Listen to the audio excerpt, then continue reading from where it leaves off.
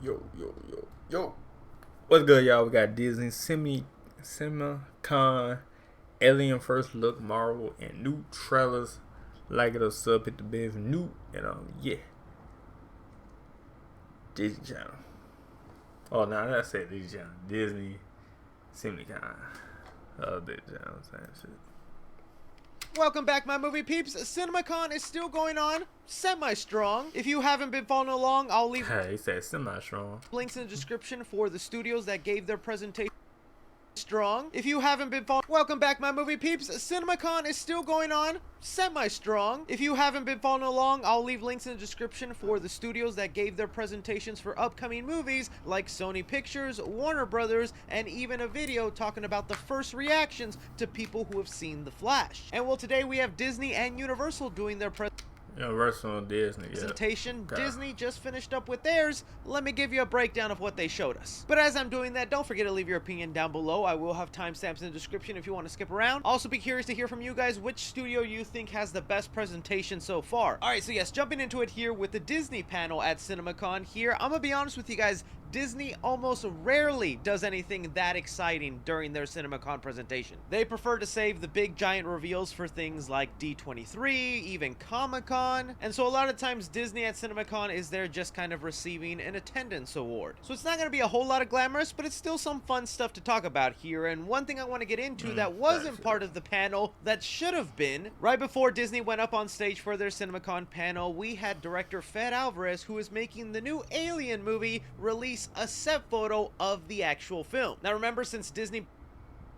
doing a scan on my brain to see my stress levels and everything does not sound too bad. I'm actually so bought 20th Century Studios, this is Disney technically producing this movie, and I have been very about 20th Century Studios. I ain't got, what was that?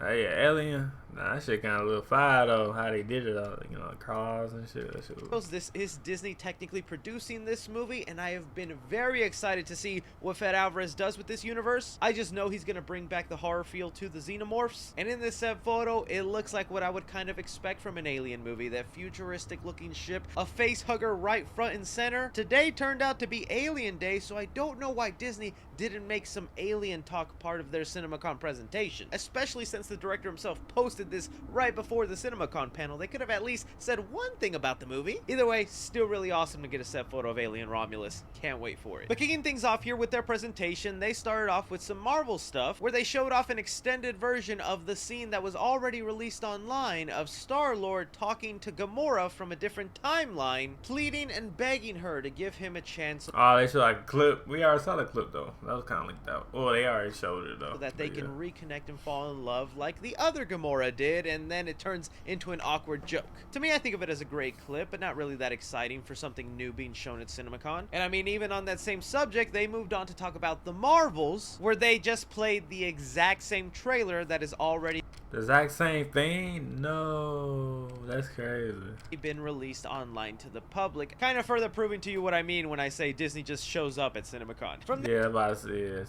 There though, they did show some new footage for the new Little Mermaid movie, a clip specifically of Melissa McCarthy, who is playing Ursula of the movie, the scene in particular where she turns Ariel into a human. While people at CinemaCon were watching this, we were also revealed character posters for the Little Mermaid, and man, if there has ever been a case for why some movies shouldn't be turned live action, it might be The Little Mermaid. Now, I'm still gonna watch this movie, give it the benefit of the doubt. Heck, Disney sent me a screening of the Peter Pan and Wendy Disney Plus movie, but I've been so busy with CinemaCon stuff, I haven't even watched it yet. I'm willing to give these live action remakes a try, but when you show me this is what Flounder the fish is gonna look like, I'm like, what the heck did you do to a very lovable fish? This fish right here ain't lovable to me anymore. And even Sebastian the crab, zooming in on his face, looks like man is holding in a secret. It just feels like you're stripping away a lot of the personal character traits that made them feel iconic. But again, that is just me looking at a character poster. Within the actual movie, I might end up loving this flounder fish and that Sebastian the crab as much as I do in the original animated movie. I will say though, Melissa McCarthy as Ursula looks great along with Ariel, but I'm curious to know your guys' take on some of these character designs. From there, they moved on to talk about Pixar's Elemental, where they were shown 20 minutes of footage. The footage in particular seems to be of the beginning of the movie, where we're gonna see Ember as a child and her immigrant parents coming into Elemental City. From there, we kind of see Ember grow up a little bit with her family making a shop where they get some conflict with other elements, water, earth, basically setting up the main premise of this movie that elements shouldn't mix together, but of course, we know they're going to.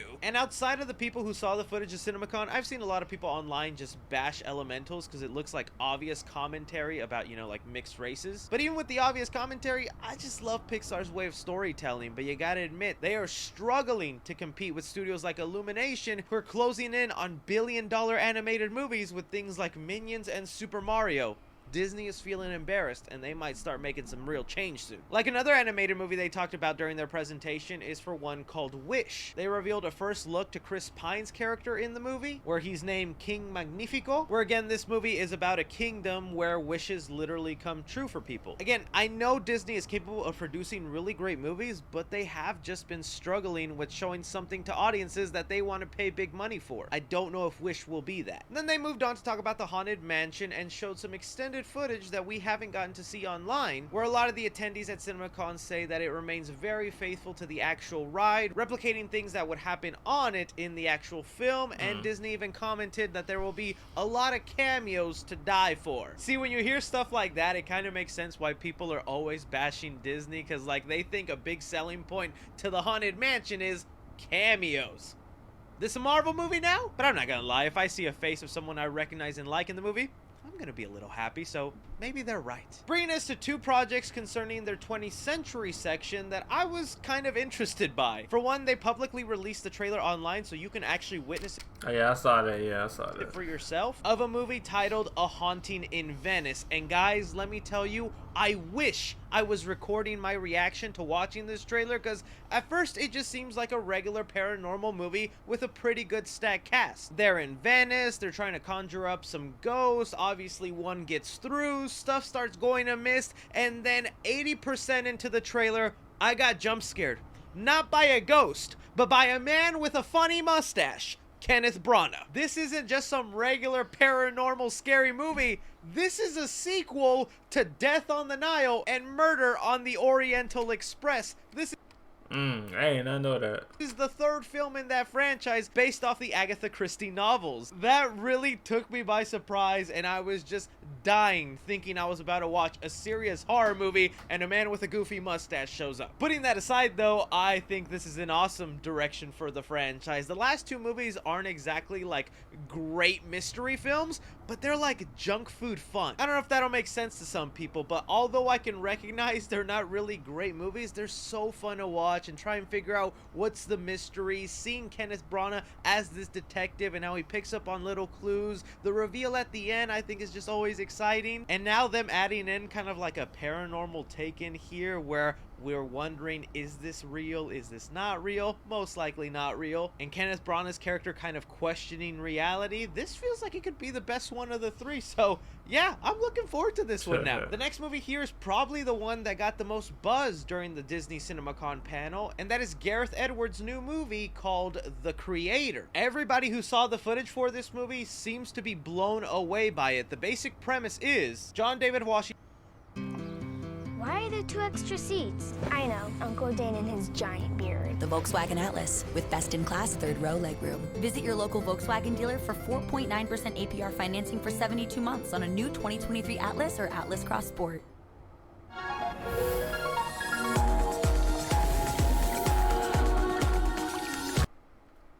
Washington plays a man who is battling and protecting a child during an apocalyptic war between humans and AI. Kind of sounds like Terminator, but further description of the footage goes as here. In the trailer shown today at CinemaCon, John David Washington is reflecting on heaven with his wife and daughter. The daughter is an android with a half head. Gorgeous battle scenes akin to Edwards' Rogue One, a Star Wars story. See spaceship fighters attacking tropical locals. The movie makes Blade Runner look like child's play in its production design. That is something I continue hearing about this movie, The Creator, that visually it looks like super expensive and nice. To hear someone say it makes Blade Runner look like child's play, Those are some strong words. I love me an original sci-fi movie dealing with like AI robots and people from the future. So right now this kind of has me most intrigued out of everything during the Disney CinemaCon panel. The next thing here was for a movie called The Next Goal Wins, where they did release a trailer to the public where it looks to be a true story where Michael Fassbender plays a coach that assists a soccer team finally overcome one of the longest losing streaks in sports history. You know, I'm not the biggest sports guy, but sports movies can be really entertaining for me, and Taika Waititi seems to be working his magic that he didn't want to use on Thor Love and Thunder. Even in this trailer, they credited him as the director of Thor Ragnarok, not the latest Thor movie, Thor Ragnarok. I love Taika's sense of humor when it's well balanced with a good story, great characters, and emotions. So I think this will definitely be one I'll be checking out and pissed when I finish watching it, realizing this was great and wondering why he didn't do that at Thor Love and Thunder. From there, they decided to end things off with an extended clip from Indiana Jones and the Dial of Destiny, specifically a chase sequence of young Indiana Jones. I think the train scene, it's the same footage that was shown at Star Wars Celebration. Disney just recycled it here for CinemaCon. That concluded the panel, and now they're currently showing audiences a screening of The Boogeyman, so we'll have first reactions to that movie online in Oh, okay. Boogeyman. Okay. a few hours, but as of me recording it, those reactions are not online. Like I said, Disney just shows up at CinemaCon. They don't prepare a lot of exciting things, so this is kind of all we got. I think they're definitely at the bottom in terms of presentation compared to all the other studios. Next up is Universal. I am hoping for some Five Nights at Freddy's talk, but if not, Fast and Furious 24 probably. Let me know what you guys thought about the Disney presentation, what you're looking forward to, anything and everything. Don't forget to like, subscribe. I'm gonna get Transformer though. Trailer coming out. No cap. Right, follow me on Twitter at 3C Films or on TikTok at 3C Films. But as always, I'm Chris. Take care. But yeah though, man, that was the news for Disney. You know what I'm saying, man, 21st century. So hey, like us, let me know what y'all think in the comment down below. And yeah, alright.